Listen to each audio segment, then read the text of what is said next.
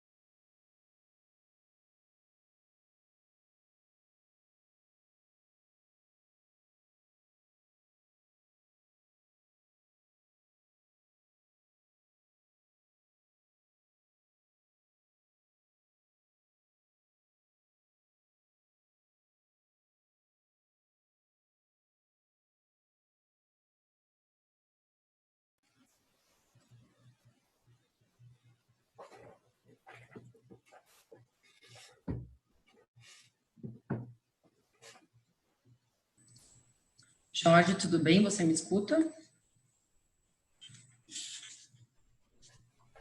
Jorge?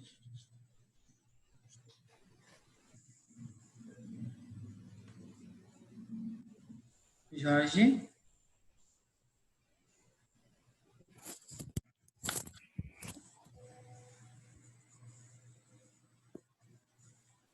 Você me escuta, Jorge? Escuto. Eu tava sem o fone. Acho que essa é a frase mais falada da quarentena. Escuta, todo mundo. Agora estou escutando. Legal, vamos lá? São 7h06, as pessoas estão entrando, vamos? Vamos lá. Então tá. Pessoal, boa noite. Boa noite a todos. Sejam bem-vindos aqui à nossa Masterclass de FRS 17. Eu sou a Mirela Trovó, da FBM Educação. Para quem não conhece a FBM, nós somos uma empresa, uma escola de negócios focada no desenvolvimento de competências técnicas para profissionais da área da contabilidade e finanças. E hoje a gente tem um convidado super especial, que é o Jorge, para falar desse assunto tão importante que é o IFRS 17. Eu vou apresentar rapidamente o Jorge e depois eu passo a palavra para ele. Tá? Então, o Jorge Costa é membro do CPC, né, o Comitê de Pronunciamentos Contábeis. Ele é doutor em Controladoria e Contabilidade pela FEA-USP. Ele é mestre em Ciências Contábeis e Financeiras pela PUC. Ele tem MBA de Controladoria pela FECAF, graduado em Ciências Contábeis e Ciências Atuariais pela PUC. Ele é professor de cursos de graduação e pós-graduação em diversas instituições. Coautor do livro Contabilidade de Seguros, Fundamentos e Contabilização das Operações, publicado em 2018 pela editora Atlas. Ele é autor de artigos na área de contabilidade de seguros, contabilidade tributária e contabilidade internacional. E ainda é membro do Comitê de Auditoria da Munique, seguradora, e membro do Comitê de Auditoria da MetLife. Jorge, muito obrigada pela sua agenda, pelo seu tempo, e passo a palavra para você. Muito obrigado, Mirela. Bom, pessoal, uma boa noite a todos. Sejam todos bem-vindos aqui a essa nossa apresentação de FRS. Nós vamos falar de um tema bastante complexo. Evidentemente, vamos falar, não temos tanto tempo para falar, né? Então vamos falar mais resumidamente. Mas, assim, para quem não tem ideia nenhuma da norma, a apresentação de hoje vai dar assim, uma boa ideia do que o IASB emitiu, né? A última norma emitida pelo IASB. Eu vou falar da agenda aqui só para vocês terem uma ideia do que nós vamos falar nesses próximos 60 minutos, né? Mais ou menos, para vocês terem uma ideia aí da norma.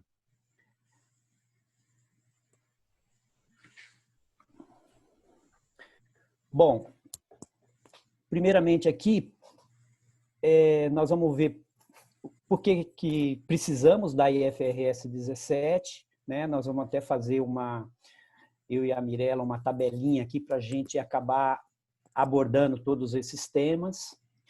Então, por que IFRS 17, né? Por que o IASB fez isso? E demorou tanto, inclusive, para poder emitir essa norma. Nós vamos falar da definição de contratos de seguros, que nós vamos ver que ele não muda muito em relação à norma atual, IFRS 4, o escopo dessa norma, níveis de agrupamento, que é um ponto importante da norma, etapas da IFRS 17, como que você vai começar e você começa por onde até chegar aonde. Então, você segue ali as etapas até chegar na demonstração contábil, que é o produto final da contabilidade, né? Os modelos contábeis da IFRS 17, nós vamos falar também, muito importantes, quais utilizar, enfim. Exemplos numéricos com esses modelos, com um modelo, com outro modelo, só para ter uma ideia de como vai ficar a contabilidade. Transição e data efetiva, nós vamos falar também a partir de quando vale essa norma, a partir de quando o IASB está exigindo das empresas do mundo inteiro essa norma. E, finalmente, uma coisa sempre importante em qualquer norma do IASB, né? A parte de divulgação.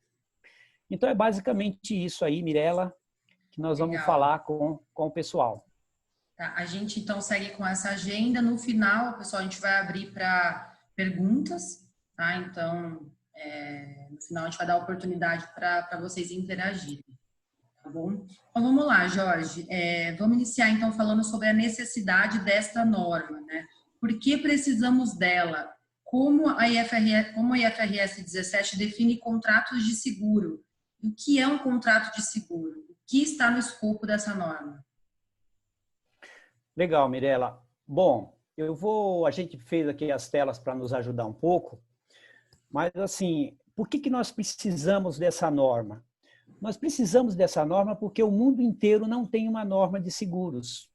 Então, o IFRS tem norma para tudo, mas para seguros não tem. A IFRS 4 ela não cobre todas as lacunas que a contabilidade precisa, né? Tem uma parte forte que é de divulgação, porém a parte de mensuração e reconhecimento não trata, porque ficou para a IFRS 17 e demorou ali 20 anos para essa norma sair.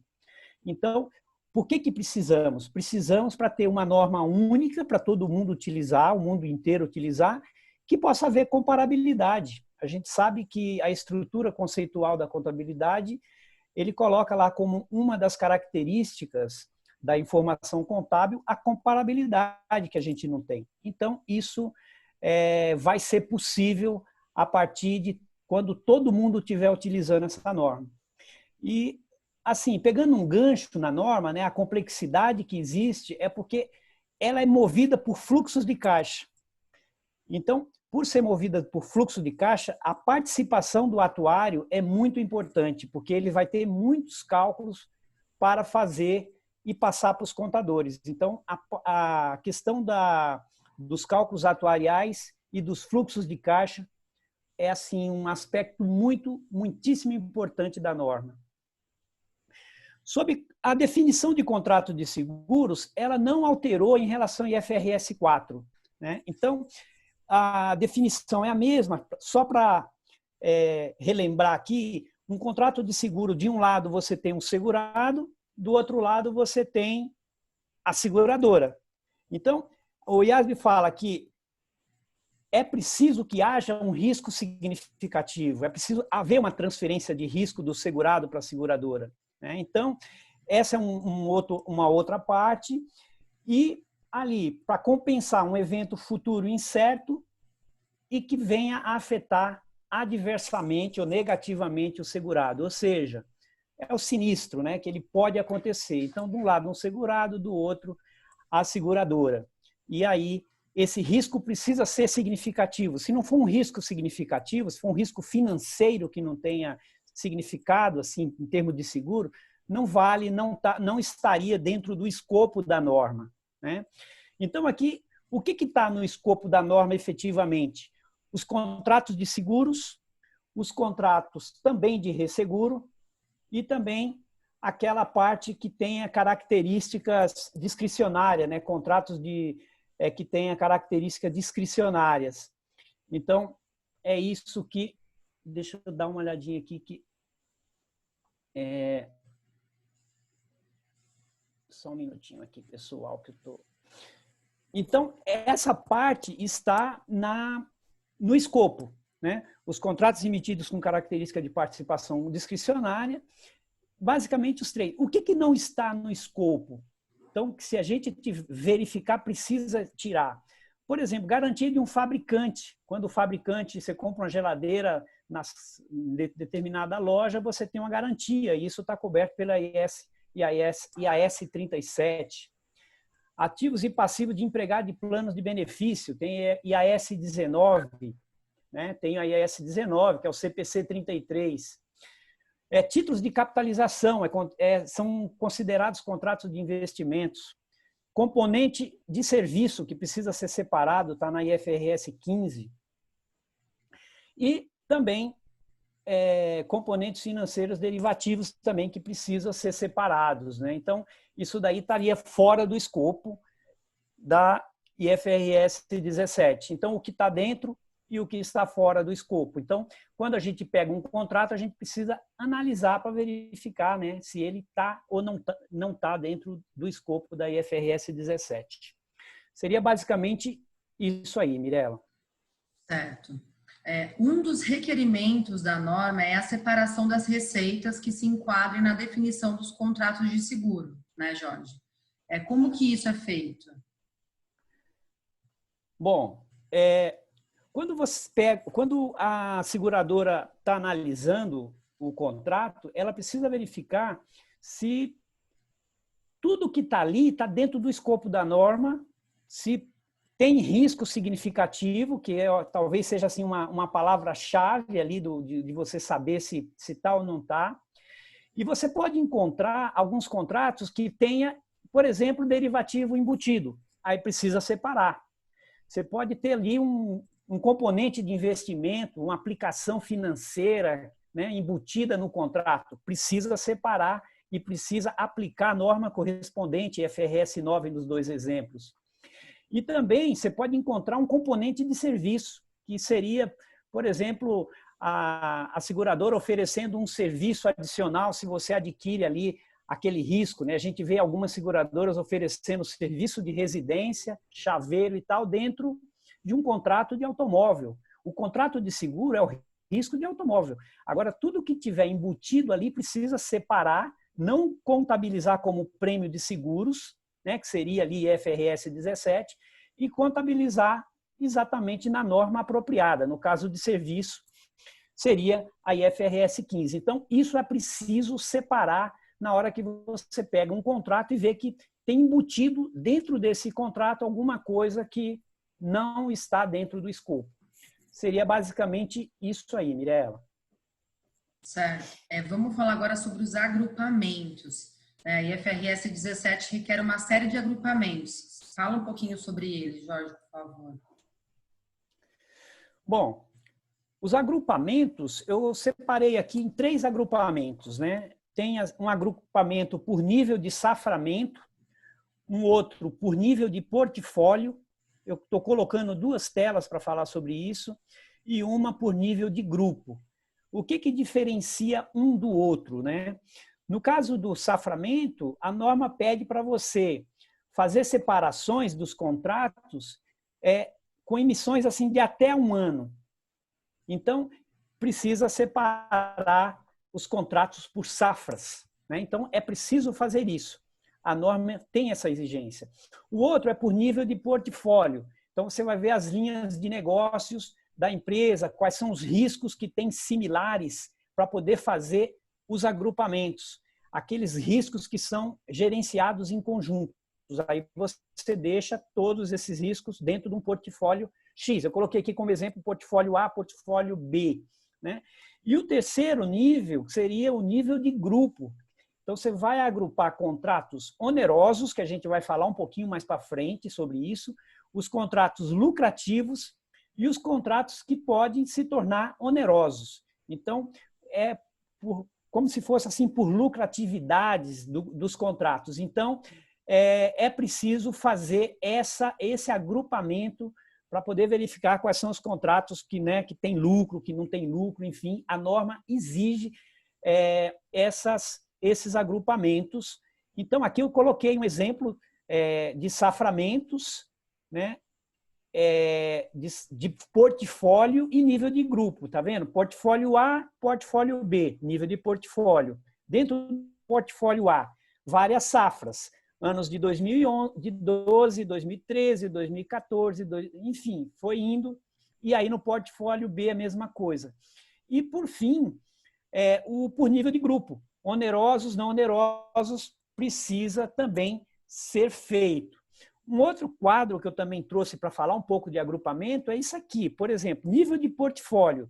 Que portfólio você poderia juntar? Previdência, PGBL, VGBL, riscos similares.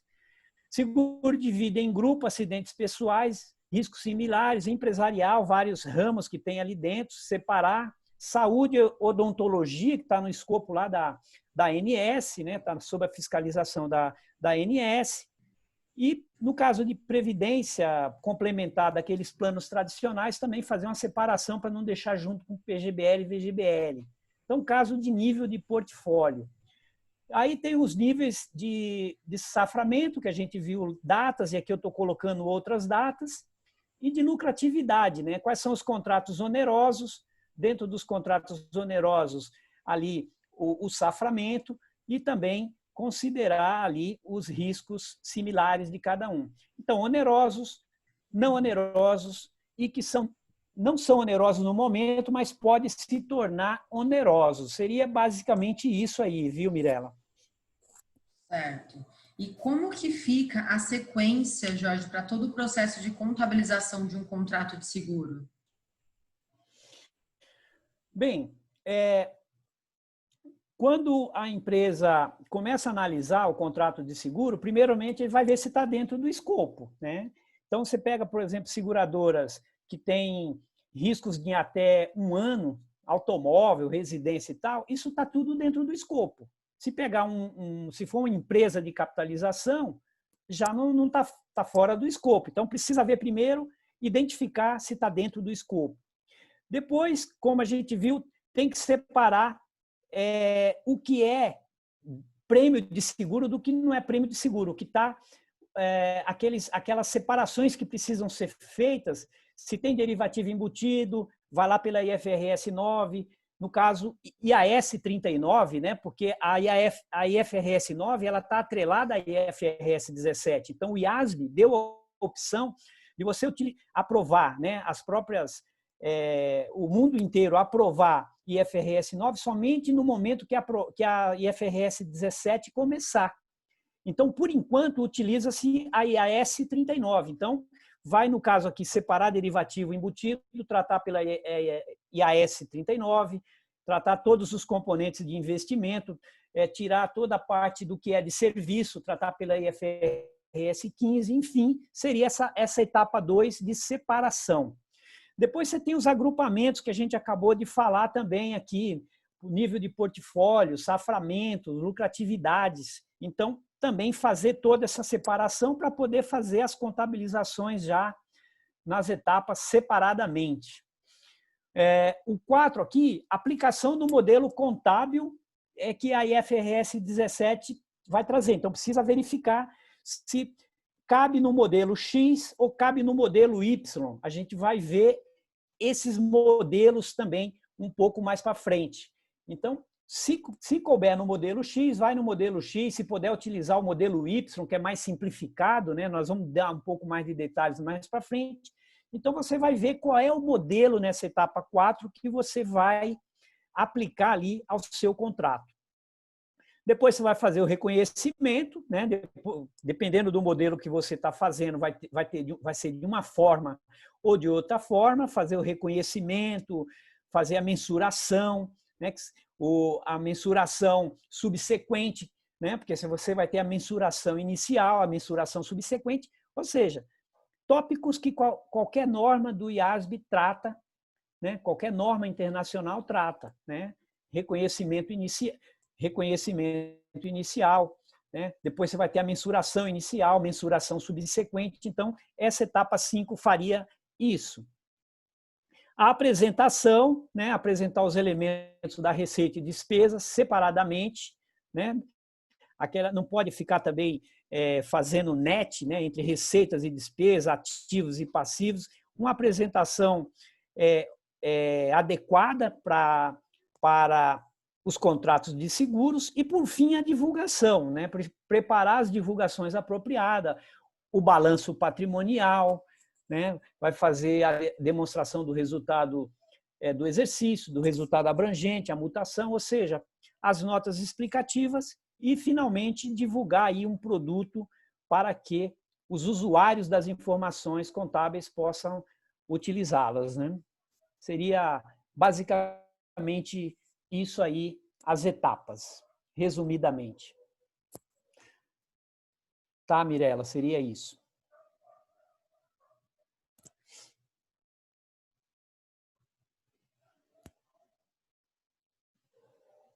Alô, Mirela? Pessoal, vocês estão me escutando?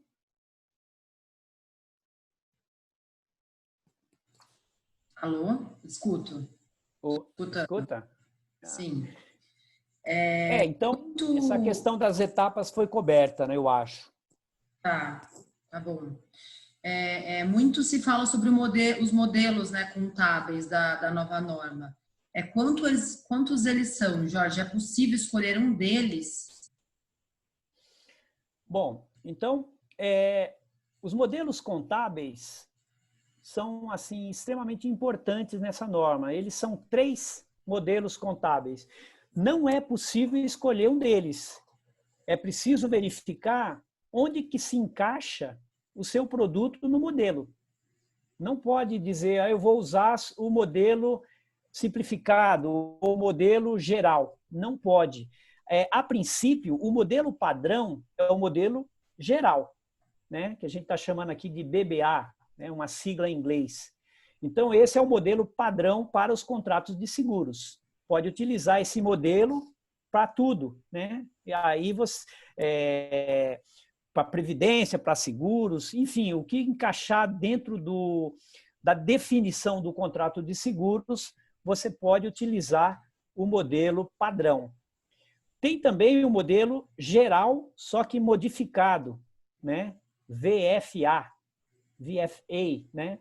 Então, para contratos com recurso de participação direta, com contratos com característica de participação discricionária, que esse é uma parte que também está dentro do escopo da norma, contratos de resseguros detidos pela seguradora.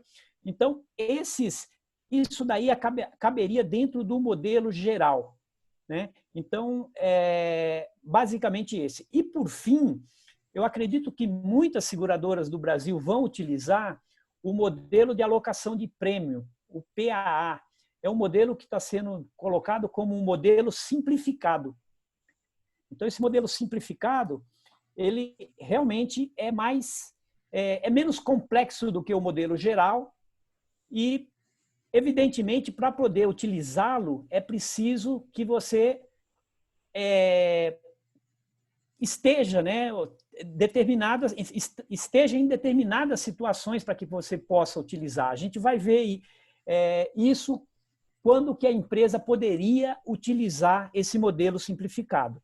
Então, assim, respondendo a pergunta da Mirela, são 3 modelos, não dá para escolher, você precisa verificar qual que se encaixa.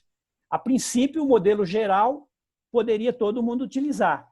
Agora, dependendo da situação, não dá para escolher, por exemplo, o modelo simplificado, porque ali tem algumas regras que têm que ser cumpridas para poder utilizar. Senão, não daria para utilizar. Eu vou falar um pouquinho dos modelos, porque é importante, né? Eu diria que assim, a parte mais importante que tem na norma seria os modelos. Por mais que tenha complexidade, eu digo assim, que a maior complexidade que possa existir é por parte do atuário, porque o atuário vai ter que calcular tudo, vai ter que calcular as provisões, vai ter que calcular os prêmios, vai ter que trazer a valor presente, é o atuário. Então, a contabilidade, ele vai receber esses cálculos prontos e vai contabilizar. Evidentemente que o contador e o atuário precisam andar juntos, eles precisam estar em sintonia, porque o atuário passando números para o contador e o contador simplesmente contabilizando, a demonstração do resultado e o balanço pode dar números ali impressionantes. E como explicar isso? Então, a interação entre contador e atuário eu vejo como muito importante, porque se estiver dando uma oscilação muito grande, o contador que recebeu os números do atuário vai poder discutir, saber que realmente isso pode dar, verificar com o atuário se ele fez alguma mudança de premissa, se foi a taxa de juros que aumentou, diminuiu, ou que ele fez uma alteração que está trazendo aquele efeito para o resultado. Enfim, é importante a conversa dos dois. E o atuário também entender de contabilidade, né, para poder verificar as mudanças de premissas que possa ter, o que efeito vai ter na contabilidade, né? Então, isso é extremamente importante. Então, falando do modelo geral, né, esse BBA, o modelo padrão, o modelo que o IASB coloca lá, que todo mundo poderia utilizar, como que ele funciona? Ele funciona o seguinte, os atuários ali no reconhecimento inicial, no início de um contrato de seguro, ele precisa estimar todos os fluxos de caixa. Daí a importância do atuário, porque está na mão do atuário a primeira contabilização, que é ali a mensuração inicial, e que números que vai ser colocado, né?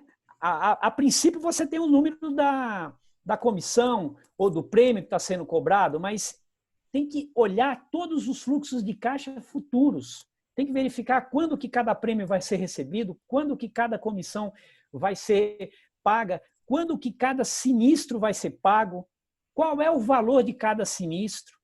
Tem que ser tudo estimado no momento zero, no momento do início do contrato.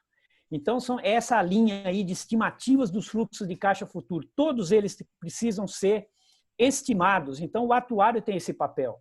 Se ele estima mal, vai ter bastante problemas na demonstração do resultado, no balanço, enfim. Depois tem um ajuste para refletir o valor do dinheiro no tempo, né? Então, esse ajuste, esse também vai dar muito trabalho para o atuário. Ele vai ter que ter premissas atuariais ali para poder calcular esse ajuste, que seria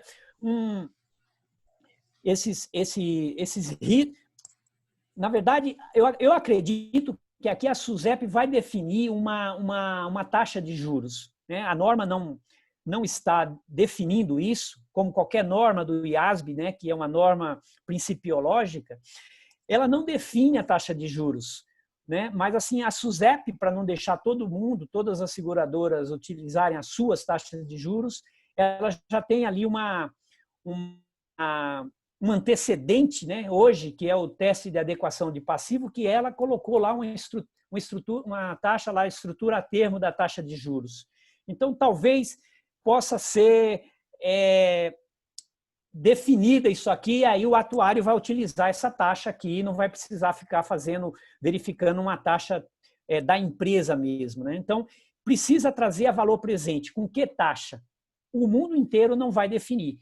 Aqui eu diria que talvez a SUSEP possa definir do jeito que ela fez com o teste de adequação de passivos, tá? Essa é uma ideia. E também um ajuste pelo risco não financeiro, que é um ajuste que é feito para o risco de seguros, né? Para alguma oscilação que possa ter ali no fluxo de caixa, de sinistro, de comissão, enfim, o que tiver de ajuste ali no meio do caminho, já que ele fez a estimativa inicial, aí ele vai fazer esse ajuste. Então, vai precisar de muito cálculo atuarial também nesse ajuste pelo risco não financeiro. Quando você faz essas contas todas, esses cálculos todos, né, que seria ali o fluxo de caixa de cumprimento, é considerado esses itens, fluxo de caixa de cumprimento, né, o valor presente de todos os fluxos, né, ajustado a um risco. Esse número, no momento inicial, chama-se margem de serviço contratual. Essa palavra é muito importante, o CPC está traduzindo como margem de seguro contratual, né? Mas a tradução literal é margem de serviço contratual. O que acontece? Se você trouxe tudo a valor presente, entradas e saídas de caixa, o que você teve? A margem, o lucro da empresa ao longo da vida do contrato. Então, essa margem de serviço contratual é contabilizada ali no momento inicial para que ela, num passivo, né, para que ela possa ser, ao passar do tempo, sendo descarregada no resultado, sendo apropriada ao resultado. Então, basicamente seria essa a ideia do modelo geral. Mas eu vou falar um pouco mais aqui, por exemplo, na questão aqui da estimativa de fluxo de caixa futuros, né? Então, o atuário ele vai ver todos os fluxos de caixa futuros e vai trazer a valor presente. Então, pegou o fluxo de entrada ali, os verdinhos, traz a valor presente, tem lá 4 fluxos verdes, traz no momento zero. Todas as saídas por comissão, por sinistro, traz tudo para o momento zero, aquela taxa de juros da empresa, vamos dizer assim, né? Se a SUSEP não definir a sua. Então, trouxe para esse momento inicial. Nesse momento inicial, você tem o que ali? Data da mensuração inicial. Você tem todos os fluxos de caixa e você tem qual vai ser a sua margem para esse contrato de seguro, né? Então, seria isso daqui. Você vai chegar na margem de serviço contratual. Então, esse fluxo aqui, o atuário tem que pensar muito bem, verificar a taxa, trazer valor presente. Essa vai ser a margem que vai ali perdurar, ficar sendo apropriada ao longo do período do contrato. Falando de uma outra forma, esse reconhecimento inicial, vejam, estimativa do fluxo de caixa futuro, os ajustes para trazer ali esses fluxos a valor presente, um ajuste do risco de seguro, do risco não financeiro, né? Não é risco financeiro esse, o risco financeiro fica ali no segundo quadro, e aí você vai chegar na margem, de serviço contratual, que nada mais é o lucro não apropriado. Portanto, esses bloquinhos, eles são do passivo, vão tudo para o passivo, pela IFRS 17, nós vamos ver como que isso fica no passivo, e ali é o momento inicial. Então, seria basicamente isso. No caso que você vai trazer a valor presente, você pode ter uma surpresa de ter um contrato oneroso. Porque, evidentemente, que as empresas de seguros, todas são com fins lucrativos, SA, todas SAs com fins lucrativos, e não vai querer que tenha um contrato oneroso. Um contrato oneroso é um contrato com perda, que deu prejuízo. As entradas de caixa foram menores do que as saídas de caixa. Então, aqui eu tenho até um quadro para dizer isso. Vejam, no primeiro caso ali, contratos com ganho. Entradas de caixa, saídas de caixa, trazida a valor presente, o ajuste de risco, margem de serviço contratual. Quando a gente olha essa sequência, a gente vai ver que a entrada de caixa é muito maior do que os outros itens. Portanto, deu margem de serviço contratual. Isso vai lá para o passivo, essa margem de serviço contratual, para você ganhar esse valor, né, ao longo do tempo, ao longo do contrato de seguro. Então, a gente está vendo, as entradas são maiores. Agora, veja, no segundo caso, as saídas são maiores. O valor da entrada menor, a gente está vendo pelo tamanho aí, né, da barrinha.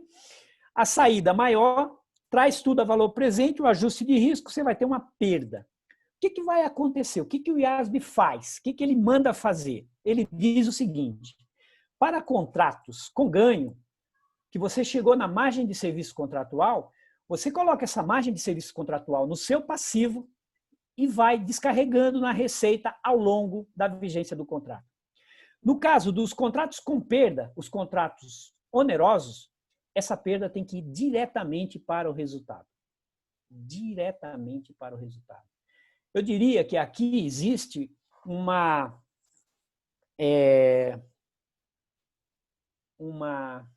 como que eu posso chamar isso aqui? O procedimento não é igual, né? A gente vê que o procedimento disso aqui não é igual. Porque, assim, se a gente fosse ver, assimetria é a palavra que eu queria falar. Existe uma assimetria na norma aqui. O ganho, né, tem um viés, coisa que, por exemplo, a estrutura conceitual não aceita, né, não gosta do viés. Mas a gente sabe que algumas normas têm viés. Aí a S37 tem viés, a norma de provisões. Os passivos, muitos deles você pode colocar, né, contabilizar, basta ser provável, enquanto, né, um ativo ali contingente, ele precisa, né, estar praticamente ganho, né,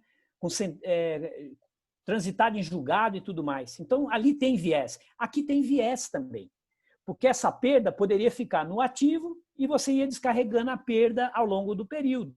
Isso seria, vamos dizer assim, se fosse simétrico, né? Se as coisas fossem simétricas. Mas aqui há uma simetria. Mas o que acontece, pessoal, se tiver um contrato oneroso, essa onerosidade tem que ser contabilizada no começo, lá no início, porque é lá que vai ser contabilizado, lá que vai ser contabilizado a margem de serviço contratual no passivo, por exemplo, quando você tem. Mas você não teve, você teve uma perda. Você tem que lançar essa perda ao resultado. Tá? Então, isso está aí dentro desse modelo que nós temos aqui de mensuração. Aqui eu estou falando também do contrato oneroso, né? Uma outra maneira de falar quando que o contrato oneroso. Mas a gente já viu, é quando os fluxos de caixa vai dar menor do que zero, ou seja, deu negativo, as saídas foram menores. Então, a contabilização eu coloquei aqui embaixo, né? Um débito no resultado e um crédito para zerar isso daí no passivo. Então, contratos onerosos de uma maneira diferente aqui que eu estou falando, né? Mais alguma coisa sobre essa parte de falar do modelo? O outro modelo é o modelo simplificado, né? Quando que a gente pode utilizar o modelo simplificado? A norma diz o seguinte, esse modelo simplificado, o PAA, você só pode utilizar em duas situações. Se os seus contratos forem de curto prazo, ou seja, de até um ano, você poderia utilizar. Então, quer dizer, muitas seguradoras no Brasil vão poder utilizar. Seguradoras que têm, muitas seguradoras, os seus contratos têm uma vigência de até um ano. Então, essas seguradoras podem utilizar. Agora, contratos acima de um ano não tem a opção de utilizar, né? A não ser que você fazendo os cálculos pelo modelo geral, todos aqueles fluxos de caixa trazidos a valor presente, você vai ver que não são materialmente diferentes do que daria no PAA. Então, daria a mesma coisa. Você fazendo pelo PAA ou fazendo pelo modelo que é o padrão, modelo geral, né?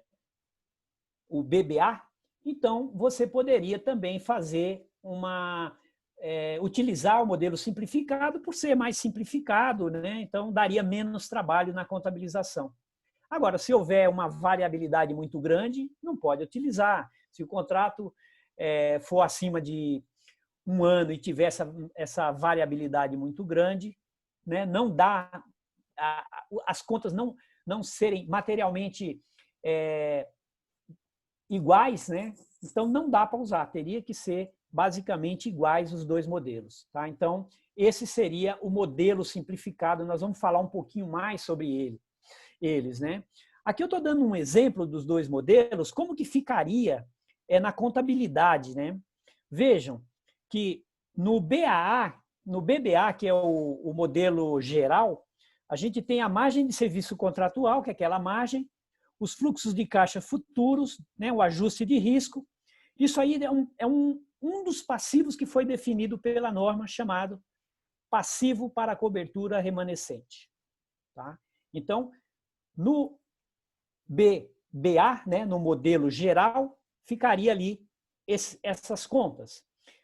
E ficaria também no modelo geral a parte de sinistros. A gente vai ver que a parte de sinistro é igual nos dois modelos.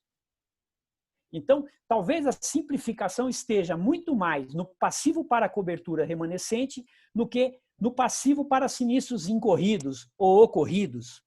Né? Então, porque é igual essa parte. Então, o IASB definiu esses dois passivos. Passivo para cobertura remanescente, passivo para sinistros incorridos. Evidentemente que ali você vai encaixar os passivos, né? Por exemplo, passivo para sinistros incorridos, você vai colocar PSL, BNR, IBNER, vai colocar a parte de sinistro. Vai abrir dentro desse grande grupo os sinistros incorridos. Na parte de cima, a gente viu que o modelo geral, BBA, ali, fez algumas aberturas e o modelo simplificado, ele colocou lá a provisão de prêmios não ganhos, o custo de aquisição diferida, que não vai estar mais no ativo, ele vai estar reduzido ali dentro desse passivo para cobertura remanescente, vai ser mais um item de abertura. Então, você vai ter essa característica de passivo nos dois modelos. Aqui o que eu quero destacar é, dentro desses dois grandes blocos que o IASB abriu, você vai fazer ali as suas, vamos dizer assim, aberturas do que tem ali dentro, né? Passivo para cobertura remanescente, passivo para sinistros incorridos. Sendo que a parte de passivo de sinistros incorridos, você não tem diferenciação entre um modelo e outro modelo, é igual. Aqui, também comparando os dois modelos, a IFRS 4 de hoje, a gente tem provisão de sinistros, IBNR, PDR, e aí a gente tem, no caso do modelo padrão BBA e do PAA, essas coisas diferentes, porque aqui a gente tem esse ajuste de risco, né? Esse ajuste de risco está aqui e vai dar um pouquinho de trabalho para os atuários, essa parte de ajuste de risco. Então, a gente não tem isso na IFRS 4. Então, essa mesmo no modelo simplificado, você vai ter esse ajuste de risco que precisa ser feito aqui. Ok? E, por fim, a gente tem risco de seguro e risco financeiro que está embutido dentro daqueles números todos, né? Especialmente aqui, quando a gente olha aqui dentro de passivo para sinistros incorridos.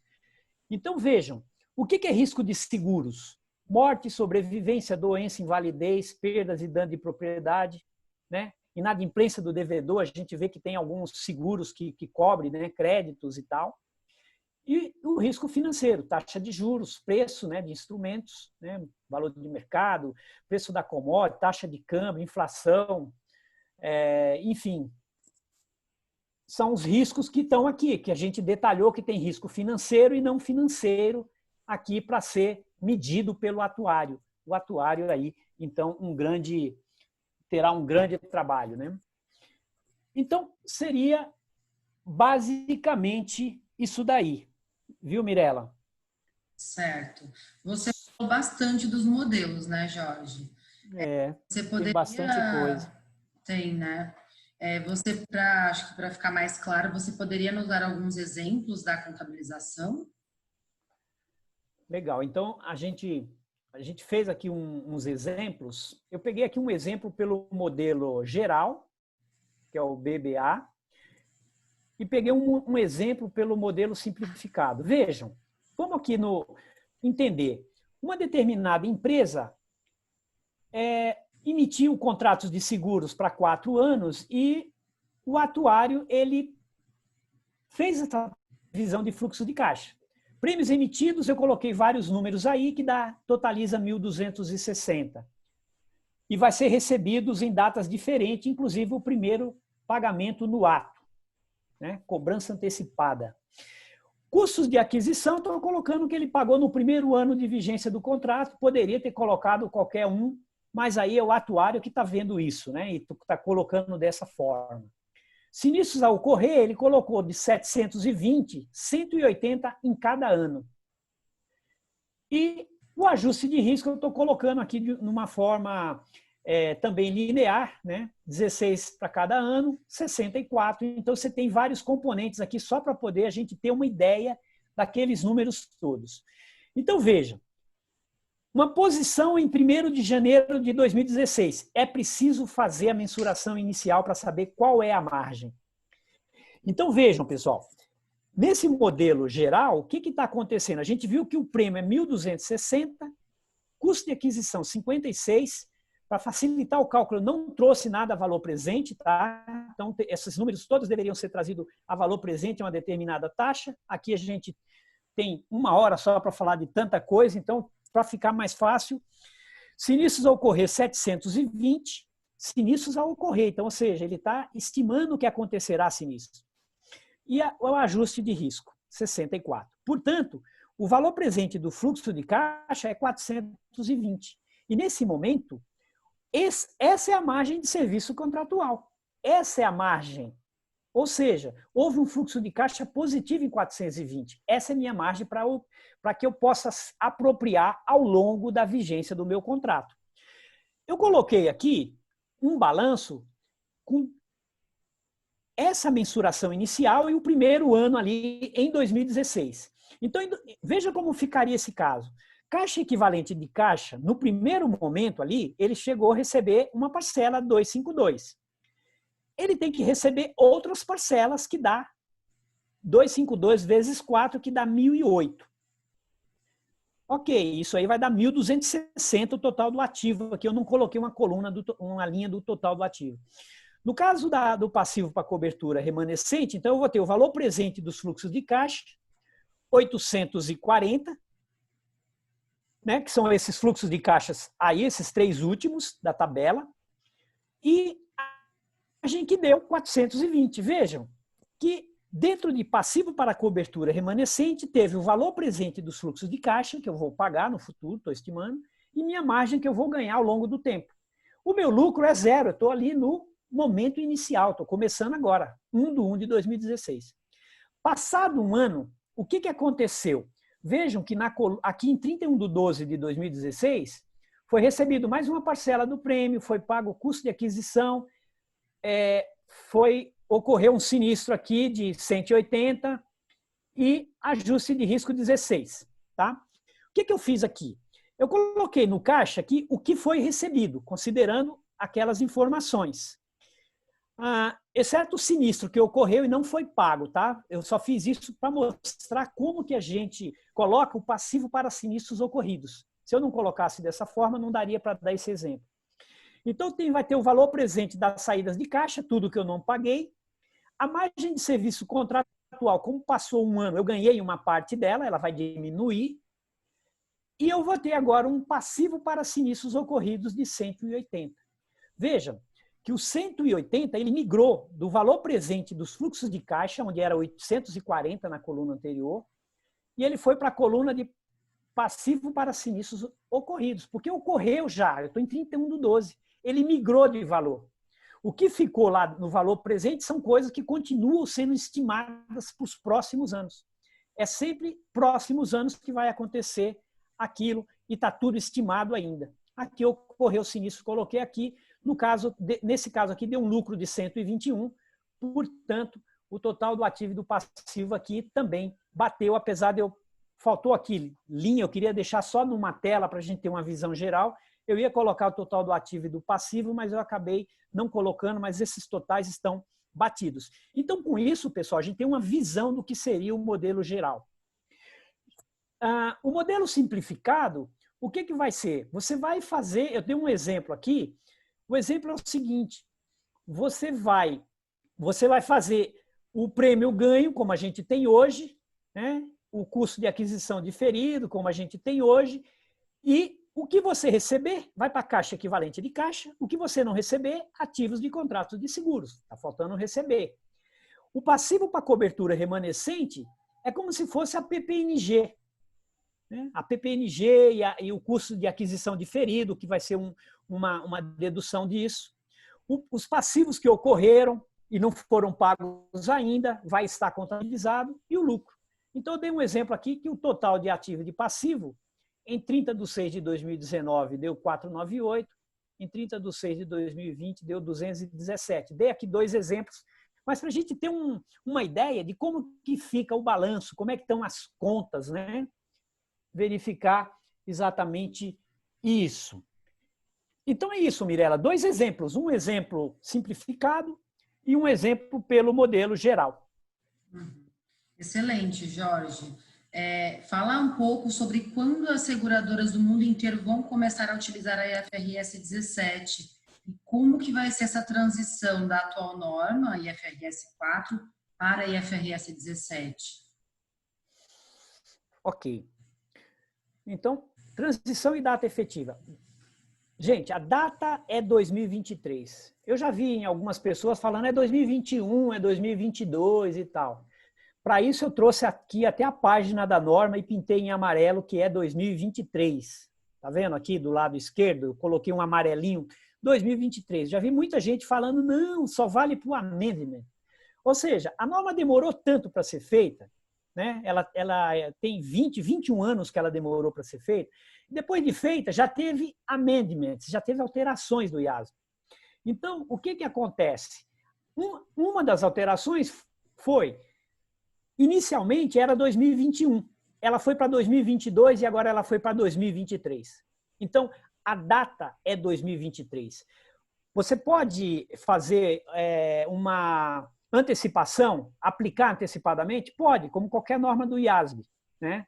No Brasil, o CPC não deixa fazer isso, mas o mundo inteiro deixa fazer isso. Agora, se você antecipar, você também tem que aplicar a IFRS 9, porque elas foram feitas em conjunto, para poder entrar juntos, né? Então, é 2023. Só que para você ter uma aplicação em 2023, 1º de janeiro de 2023, evidentemente que você vai ter que comparar com 2022. E para você comparar com 2022, você precisa ter, pelo menos, o balanço patrimonial de 2021. Pelo menos ali o PL, para poder saber como é que você começa, qual é o PL que você está começando, né? Então, você precisa, para poder ter a comparação de 2022, ter ali os saldos iniciais em 2022. De onde vem o saldo inicial de 2022? De dezembro de 2021. Então, nós estamos falando que, por mais que seja 2023, nós estamos em 2020 e 2021 é daqui a pouco. Então, está em cima, né? Está muito em cima para usar essa norma. Então, as empresas que devem utilizar essa norma, né, a SUSEP ainda precisa se pronunciar melhor sobre isso, estão ali procurando, né, fazer cursos, está procurando, né, consultorias, enfim, para poder cumprir com esse requerimento aqui de data de transição e data efetiva da norma. Então, seria exatamente isso. E, no caso das abordagens de como que você tem que fazer na transição, então, ele tem... como você tem que voltar para poder fazer comparação e tudo mais, ele diz o seguinte, que você, voltando, seria, vamos dizer assim, a abordagem retrospectiva. Você tem que voltar retrospectivamente até o início de um contrato. Imagina um contrato que começou em 2010, um contrato de previdência, por exemplo. Você tem que voltar lá e trazer. Essa é a abordagem retrospectiva que a transição dá. Voltar e fazer tudo como se a norma tivesse sido aplicada lá em 2010, se esse seu contrato de 2010 está vigente hoje. Ah, mas o contrato mais antigo é de 2018. Tem que voltar em 2018 e aplicar a norma como... Ah, mas eu não tenho condições, não tenho... A norma deu opções para isso. Ele deu uma opção da abordagem retrospectiva modificada, você traz de um determinado período para cá, e a abordagem do fair value, do valor justo, né? Então, ela deu algumas opções para isso, algumas saídas para isso, mas assim, o que o IASB quer é que todo mundo faça a abordagem retrospectiva, volte tudo e aí chegue nesse momento. E assim, tudo que tiver que ser reconhecido, porque Evidentemente, as normas são diferentes, as políticas contábeis mudaram, evidentemente que o patrimônio líquido mudou, o total do balanço mudou. Onde que vai isso? Isso vai diretamente no patrimônio líquido, para poder a gente começar ali na data de transição e na data efetiva. Tá? Vai no patrimônio líquido qualquer efeito das normas anteriores, da IFRS 4, da Circular SUSEP 517, CNSP 321, que são as normas de contabilidade de seguros hoje. Então, seria exatamente isso. Ok, Mirela? Eu acho que é isso, né? A questão da transição, basicamente isso. Ela vai ver qual é a data e também qual é a abordagem que você tem que fazer para as comparações e ter os números hoje todos pela norma, né? Uhum, sim. E a gente sabe que desde a IFRS 4, que é a norma atual, né, Jorge, agora com a IFRS 17, o IASB exige das seguradoras um volume muito grande de divulgações, né? Por que que isso acontece nesse mercado? Bom, Mirela, isso acontece nesse mercado porque esse mercado ele tem muita subjetividade. O balanço das seguradoras ele tem muita subjetividade. Se a gente pegar o balanço consolidado do mercado inteiro, se pegar todas as seguradoras, o que vai acontecer? Todas as seguradoras, olhar qual é o tamanho das provisões técnicas, eles representam 92%, 93% do total de ativos. Imagina, 93% sobra 7% para outros passivos e para o patrimônio líquido. Todas as provisões técnicas, a maioria delas, pelo menos, elas são feitas por estimativa. Imagina o nível de estimativa que existe em contratos de seguros. Imagina agora com o IFRS 17, os atuários fazendo toda essa parte de estimação de fluxo de caixa para poder chegar na margem de serviço contratual e tal.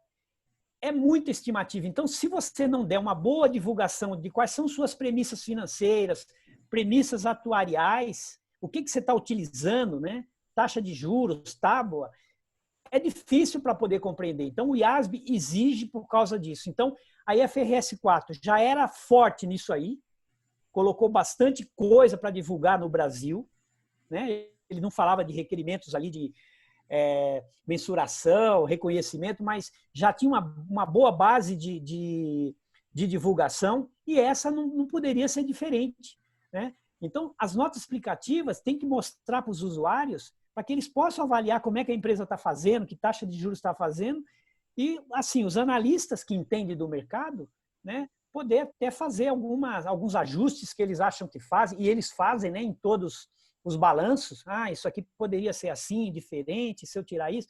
Enfim, a nota explicativa é muito importante. A gente sabe que IFRS foi feito para analista, né? Foi feito para o consolidado, para analista. Então, para quê? Para você poder fazer o quê? Estimar fluxos de caixa futuro.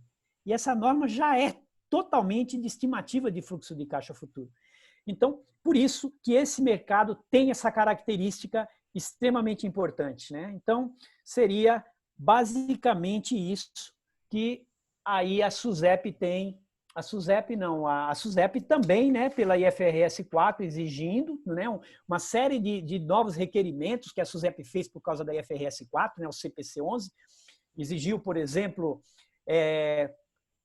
sensibilidades, né, que você teria que fazer, as análises de sensibilidade, se aumentar 1% no meu sinistro, 5%, se aumentar a taxa de juros, enfim, premissas ali atuariais, premissas financeiras.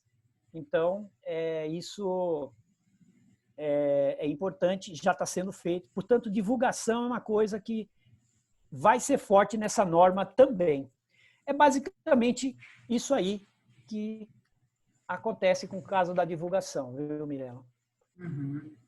Legal, Jorge. Tem muita gente perguntando aqui no privado para mim. Bom, acho que todo mundo, não sei se todo mundo sabe, né? Nós gravamos, o Jorge gravou, né, o nosso curso online de FRS 17, e tem muita gente aqui perguntando se o curso tem muitos mais exemplos, né, dos modelos,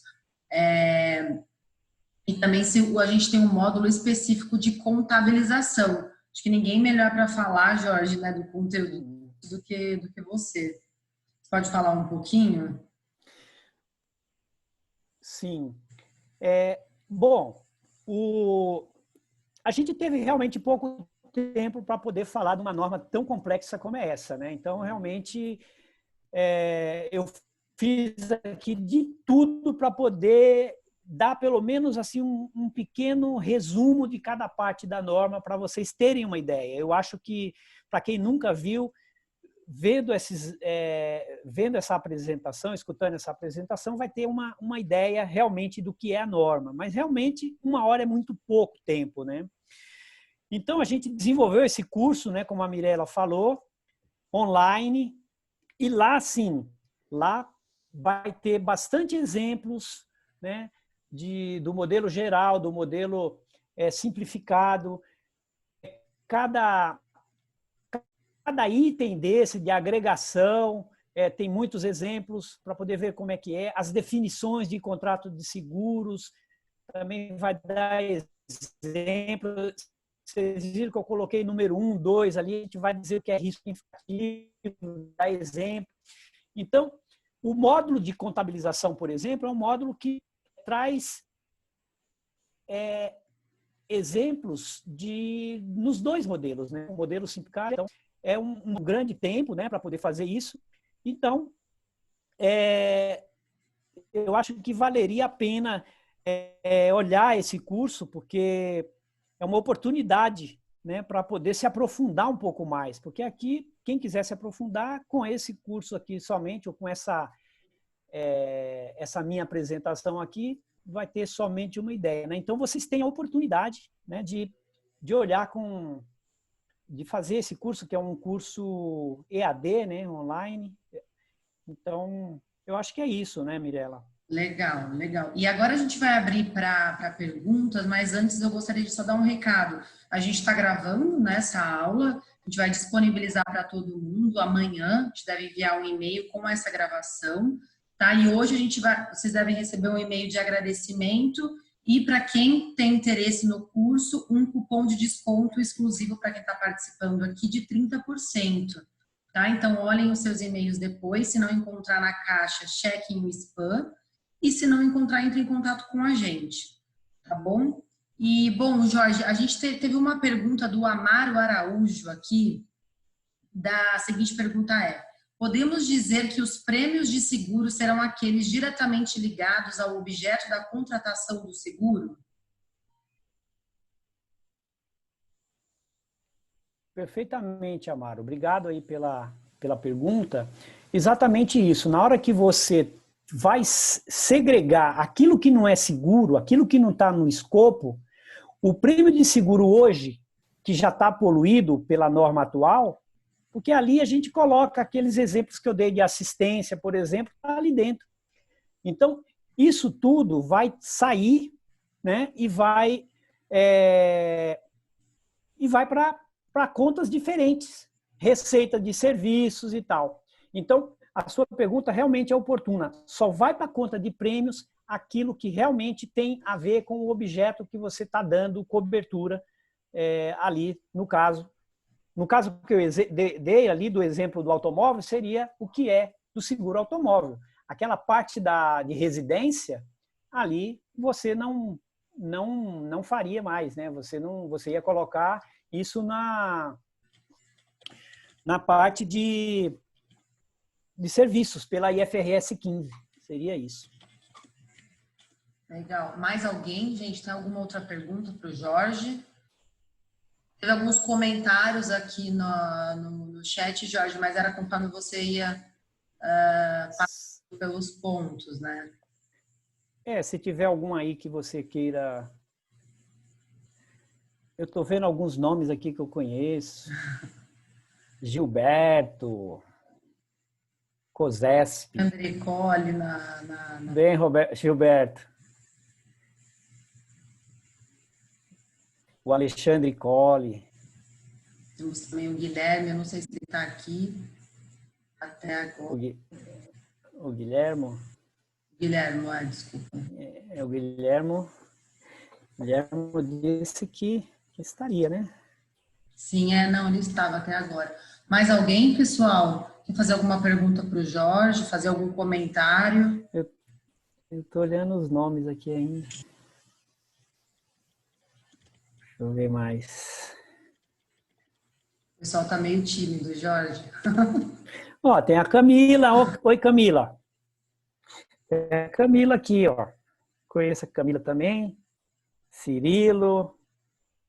Tem bastante gente que eu conheço aqui. Temos vários alunos nossos Tem o pessoal também do mercado, né? Trabalha nas empresas aí.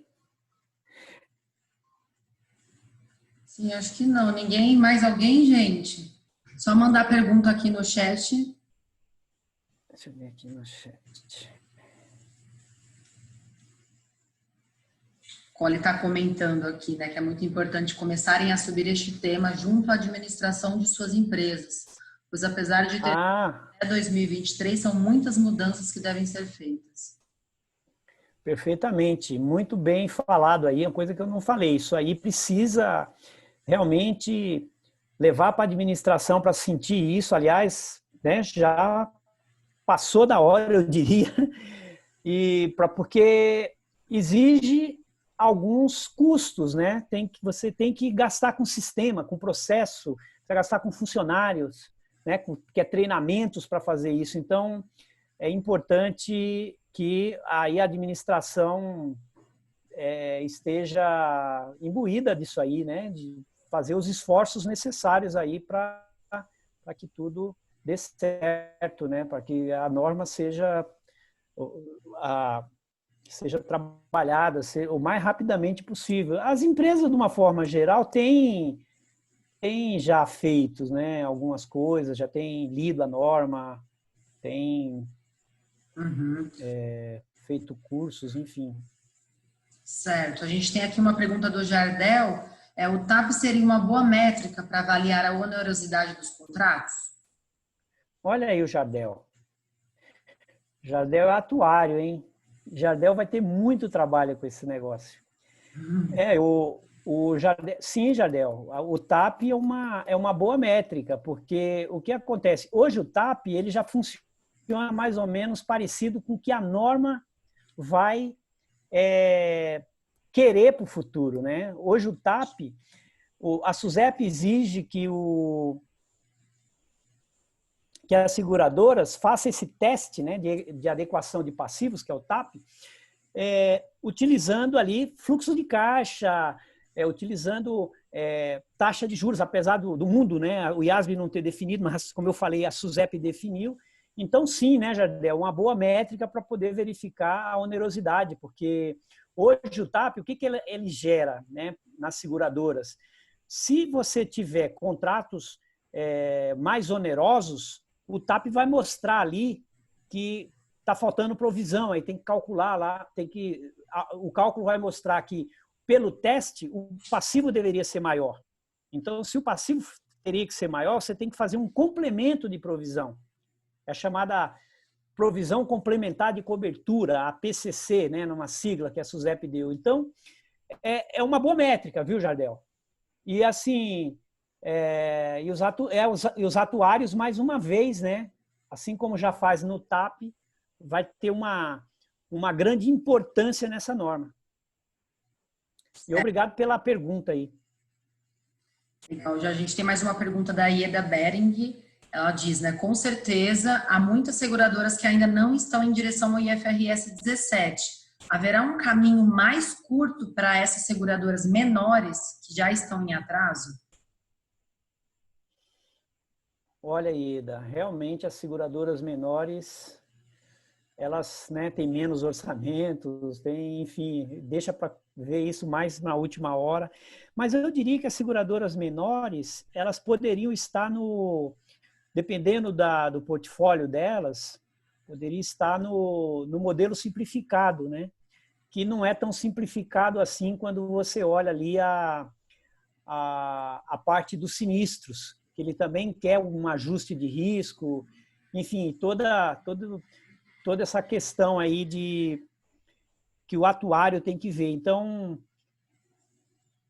o que eles teriam, eu não sei, viu, Ieda? Sinceramente, talvez a SUSEP possa simplificar alguma coisa, né? Em vez de aplicar essa norma do jeito que está, porque assim, se a SUSEP simplesmente aplicar o CPC 50, ele representa CPC 50, né? Do jeito que está, sem fazer nada, não tem saída, né? Todo mundo tem que se adequar ali aos modelos que lá estão, os modelos contábeis, e tem que aplicar.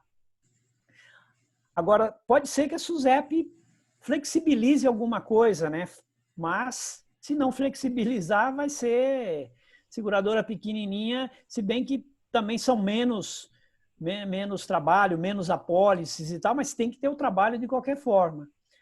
Mas eu diria que as seguradoras pequenininhas vão estar mais no modelo simplificado, pelo menos a parte ali daqueles fluxos de caixas todos ali de remanescente, fazer pela margem de serviço contratual, poderia pelo menos fazer pelo prêmio ganho, né, que já é uma simplificação. Mas se for, por exemplo, uma empresa pequena de previdência, que não tem como utilizar esse modelo simplificado, aí realmente, se a SUSEP não der uma força, não mudar alguma coisa, realmente tem que utilizar todos os requerimentos aí, né? Vai ser mais difícil para as empresas pequenas, assim. Uhum.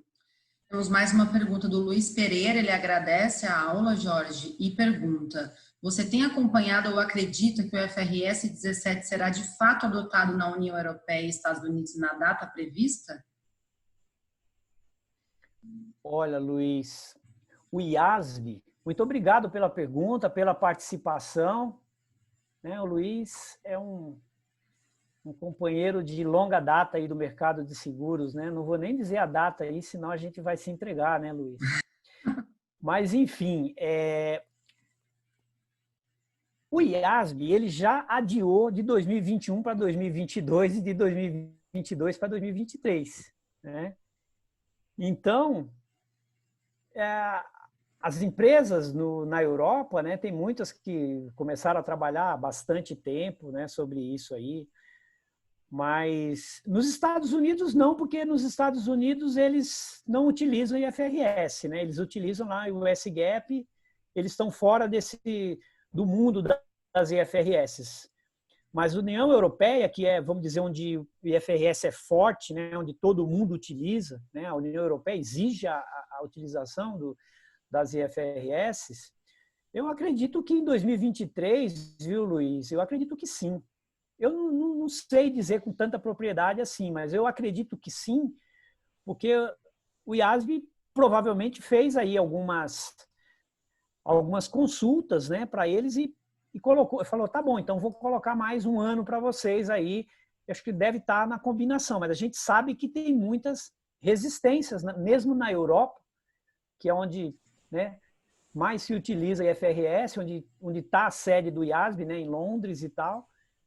Mas eu não sei não, viu? Pode ser que ainda tenha mais algumas prorrogações aí, né? Esses amendments que foram feitos ao longo do período e também as prorrogações já são coisas que as empresas mandaram para o IASB, questionaram o IASB, enfim, colocaram como preocupações da norma e que o IASB, né, acabou fazendo algumas alterações. Mas assim, Luiz, vamos ver, né? Vamos ver se isso realmente vai acontecer.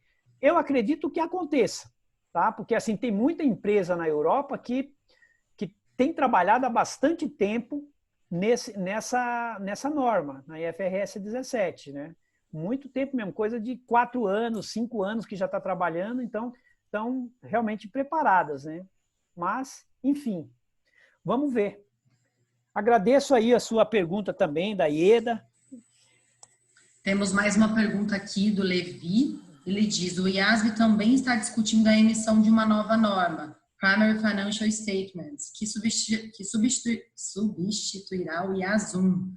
Jorge, você entende que a emissão dessa norma facilita os aspectos de apresentação e divulgação de IFRS 17? Olha, vai ser a IFRS 18 essa daí. Vai ser aquela de apresentações lá das demonstrações primárias. A pergunta é se eu acho que vai melhorar. É essa a pergunta, Mirela? Desculpa. Pode ler novamente? Pergunta, né? Jorge, você entende que a emissão dessa norma facilita os aspectos de apresentação e divulgação da IFRS 17?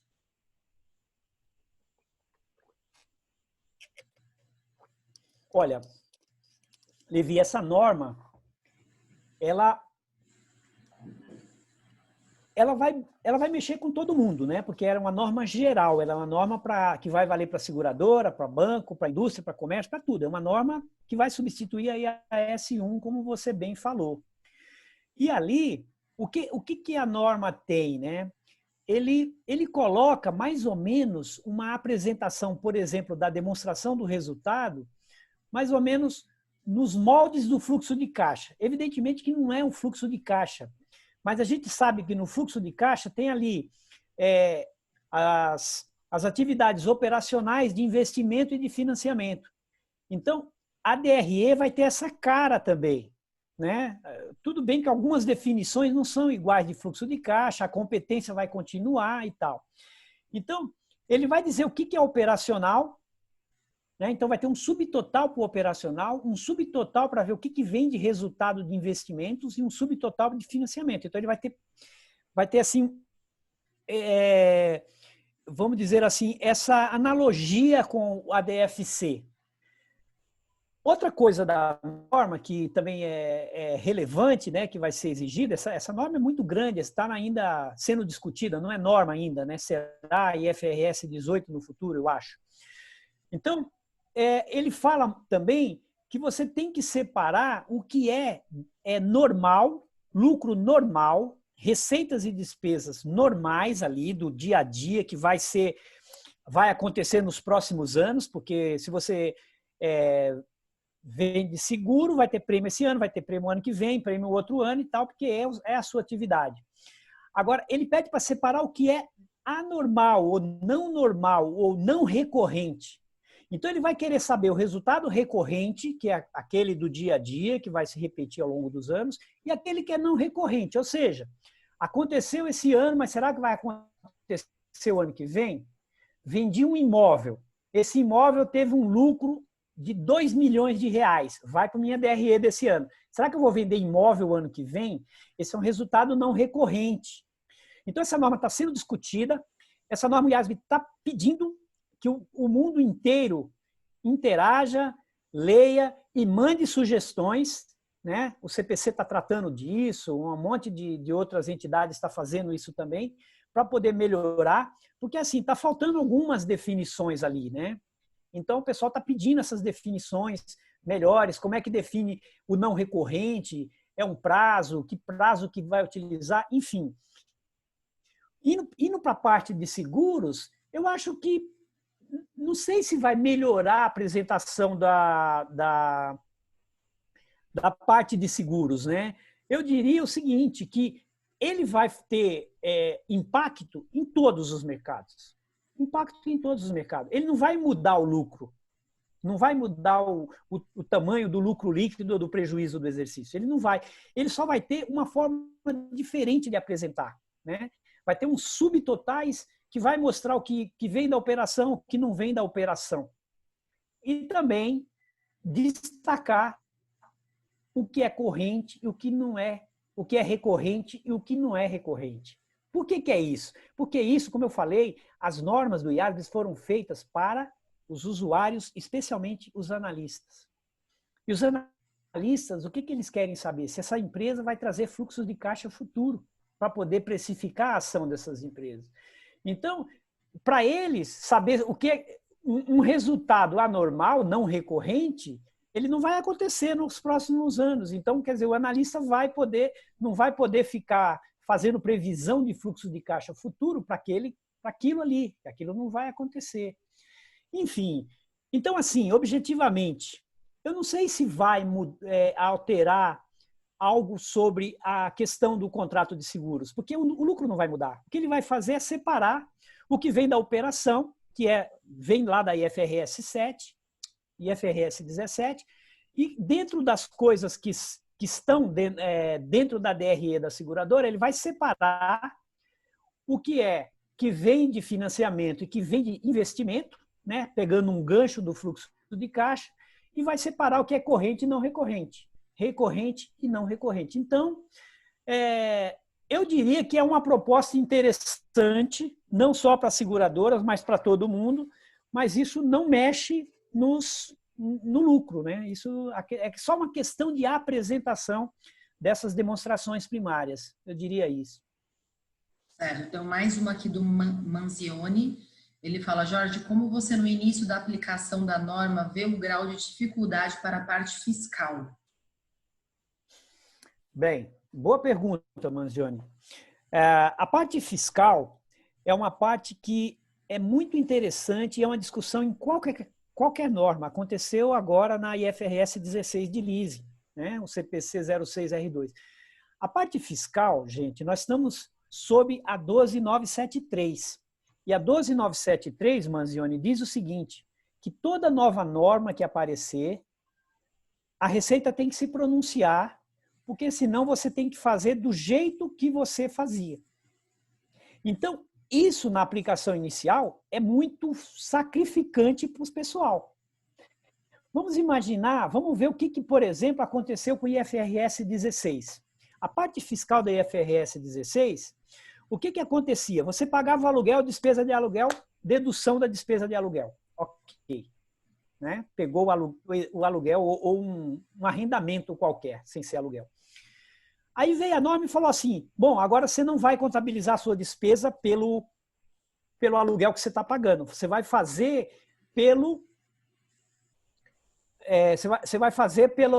porque você vai ativar ativo e vai considerar agora um passivo que você tem aluguel a pagar no futuro, então você vai jogar para a despesa o quê? A depreciação do ativo e os juros passivos. O pagamento não importa mais, porque o pagamento vai baixar passivo, não vai gerar resultado. O que a Receita Federal veio e fez? Tá bom, a gente não pode mudar a tributação. Então, você vai considerar como dedutível o pagamento, que não está uma despesa na DRE, portanto, esse pagamento você vai colocar na parte lá do LALUR deduzindo, e você vai adicionar as duas despesas que você fez, despesa de depreciação e despesa de juros. Então, ela teve que se pronunciar e se pronunciou dessa forma. E a IFRS 17 não vai ser diferente. Enquanto a Receita Federal não se pronunciar, e ela tem uma cadeira no CPC e discute isso, tem um grupo que discute isso, ela vai ter que dizer como é que vai fazer. Agora, vai ser complicado? Vai ser complicado, especialmente, como você falou, Manzioni, no início. Por quê? Porque no início, você está começando ali, então, o que você vai adicionar? Porque, assim, as receitas e despesas que você está contabilizando hoje, você não contabilizaria na norma antiga. É diferente, mudou a política contábil, mudou a norma. Então, o que você tem que fazer? Você tem que desfazer no LALUR tudo que você contabilizou de receita, de contrato de seguros que mudou, e trazer receita e despesa, né? E trazer receita e despesa da norma anterior. Isso é o que está hoje na 12973. Não vai ser diferente em seguros.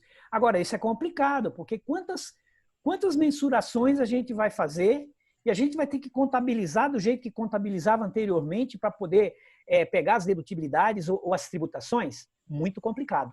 Muito complicado. Eu já dei uma norma de leasing aqui. Eu peguei 3, 4 números que precisa fazer no LALUR. Já é complicado.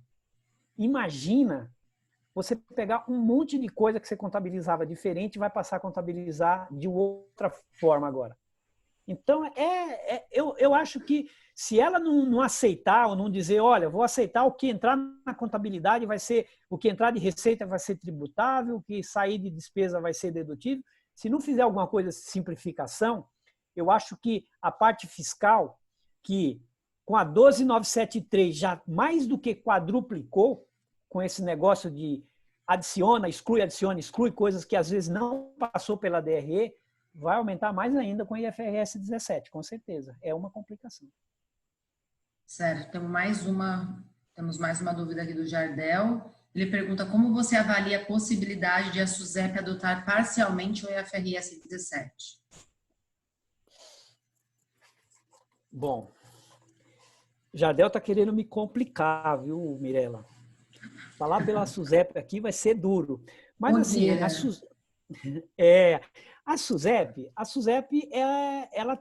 ela fez um estudo da FRS 17, chamou muita gente do mercado para poder discutir, verificar implicações e tudo mais, né? Muitas Big Four foram lá apresentar diferenças da norma, onde pode pegar e tal.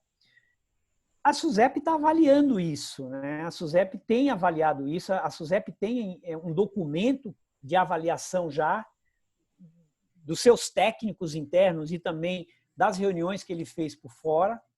Mas, assim, a SUSEP ela tem alguns requerimentos da IFRS 17, a SUSEP não aceita. A SUSEP não aceita. E por isso que a SUSEP pode fazer alguma coisa e adotar parcial, Jardel. Eu acredito que sim. Por exemplo, a SUSEP ela não vai aceitar uma coisa muito importante da norma é trazer valor presente. Você vai ter que ter uma taxa de juros para trazer valor presente. A norma diz que cada empresa tem que ver a sua realidade econômica. Cada empresa tem que ver a sua taxa de juros. Como é hoje na IFRS 16, você tem que trazer a valor presente os fluxos de caixa de pagamento dos leasing, dos aluguéis. Então, fazer isso, cada segurador utilizando, e do jeito que é sensível os números e altos números, provisões técnicas, eu dei o exemplo aqui, 93% do total de ativo, isso pode levar um lucro a prejuízo ou um prejuízo a lucro. Qualquer mudancinha na taxa de juros. E assim, uma seguradora vai usar uma taxa, outra seguradora. Então a SUSEP não aceita isso. Como já não aceitou no TAP. O TAP também, a IFRS 4, não coloca que tem que usar tal juros. A SUSEP foi lá e TAP, você tem que usar a minha estrutura a termo de taxa de juros. Então, e assim, o IASB, os membros do IASB, os brasileiros que estão no IASB, falam assim, SUSEP, se você mudar isso, você não está de acordo com o IFRS. Mas a SUSEP está tentando convencer que sim, que vai estar, sim, mas eles acham que não vai estar. E não é interessante para o Brasil estar diferente do IFRS, né? Hoje, o mercado segurador já não está usando o IFRS do jeito que deveria usar para estar um full IFRS. Não está. Por que que não? Não aprovou, por exemplo, o CPC 06R2 e IFRS 16. Tudo bem que não aprovou a IFRS 9, porque o IASB também dá essa abertura de utilizar somente no momento da IFRS 17. Então, o mundo inteiro tem ali a opção de continuar usando a IAS 39. Mas assim, a SUSEP já está um pouquinho fora. Tem norma que ela já deu um jeitinho, olha, eu aprovo o CPC tal, se não tiver alguma coisa que não esteja de acordo com a minha norma. Então, quer dizer, a SUSEP tem cadeira no CPC, a SUSEP contribui bastante com o CPC, ajuda muito o CPC, e a SUSEP está imbuída tem pretensões de não estar fora do CPC ou do IFRS. A SUSEP não quer isso. Só que tem coisa que ela vê que pode ser ruim para a solvência, ser ruim para seguradoras menores, né, que tem que ter um trabalho muito grande. A norma é complexa, né? Então, eu não sei. Eu acredito que possa acontecer alguma tropicalização. Mas, assim, responder pela SUSEP, realmente, Jardel, você está me deixando numa fria, né?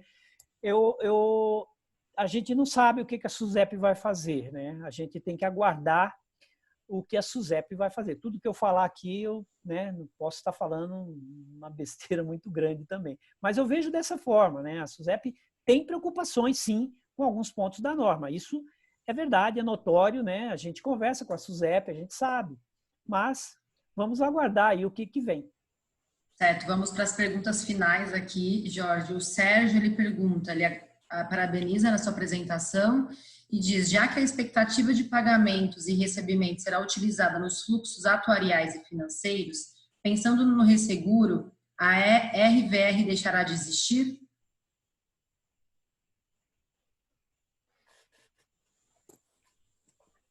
A RVR é o impairment? É o impairment? Vê se é o impairment aí. Ele não só colocou RVR. Ele deve falar. Recuperação do Redução valor ao valor recuperável. recuperável. Sim, Redução ao impairment. valor recuperável, RVR. Não, vai continuar. Porque você vai trazer tudo a valor presente, mas você tem um contas a receber. Né? Você tem um contas a receber. Quando você trouxer esse contas a receber a valor presente, tem coisa que está vencida. Né? Esse você não vai trazer a valor presente, porque ele não é um pagamento que você espera no futuro, mas você tem a contabilidade, você tem na contabilidade um prêmio, por exemplo, para ser recebido. Um sinistro para ser recebido no caso de uma seguradora em relação a uma resseguradora, ou uma resseguradora em relação a uma retrocessão com outra resseguradora. Enfim, existem ali na contabilidade, vai continuar existindo na contabilidade, apesar de eu escutar algumas pessoas dizerem aí que não tem ativo pela IFRS 17, porque a IFRS 17 só fala daqueles 2 passivos que eu apresentei. Não, claro que tem ativo, né? Tem que ter ativo. Como é que não vai ter ativo? E esses ativos vai ter coisa que está vencido. E se está vencido, a SUSEP vai exigir o RVR, o impairment dos ativos financeiros. Né? Hoje, por exemplo, na norma lá de FRS 4, ele coloca lá, precisa fazer, apesar de existir norma para impairment de ativos financeiros e não financeiros, a IFRS 4, que é de seguros, vai lá e reforça que você precisa fazer RVR para resseguro, no caso de uma seguradora, né?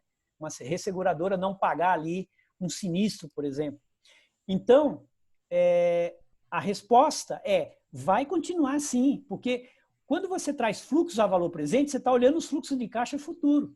Mas os fluxos que já deveria ter acontecido, já deveria ter entrado dinheiro para você, e você não recebeu, você tem que continuar calculando o RVR, sim. Vai ter impairment, sim. Já, eu acho que é isso, não tem mais nenhuma pergunta. Tem mais alguma consideração, Jorge? Bom, eu queria só agradecer, né, a participação das pessoas. Eu vejo que tem bastante gente aqui, vejo bastante amigos e amigas aqui, pessoal que trabalhou comigo, que trabalha comigo, que a gente tem um relacionamento profissional, alunos também. E assim, eu queria agradecer porque vocês estão me prestigiando, né? E me coloco à disposição, né, de vocês para tirar alguma dúvida que vocês tenham. Nós fizemos esse curso aí também, apesar de estar gravado, né, nós gastamos aí algumas horas para gravar esse curso aí. Então, eu acredito que se vocês quiserem se aprofundar, é uma boa oportunidade, né? Eu acho que seria interessante, que lá está bem mais aprofundado, e é um curso online, né? Você assiste a hora que quiser. Então, é legal. Eu só quero, então, agradecer a todos aí pela participação, e muitos foram lá no LinkedIn e escreveram: vou te prestigiar. E eu estou vendo que todo mundo que colocou aí está. Muito obrigado.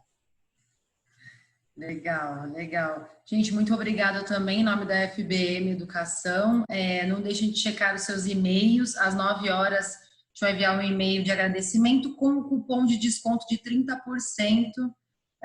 um desconto especial para quem nos prestigiou nesta Masterclass. Tá, Joia? Muito obrigada a todos. Boa noite, Jorge. Muito obrigada pela participação. Obrigado, Mirela. Muito obrigado aí pela oportunidade de estar apresentando um tema que eu gosto muito de falar. E as pessoas que aqui estão sabem disso, né? Eu tenho assim aquela vontade de falar sobre isso.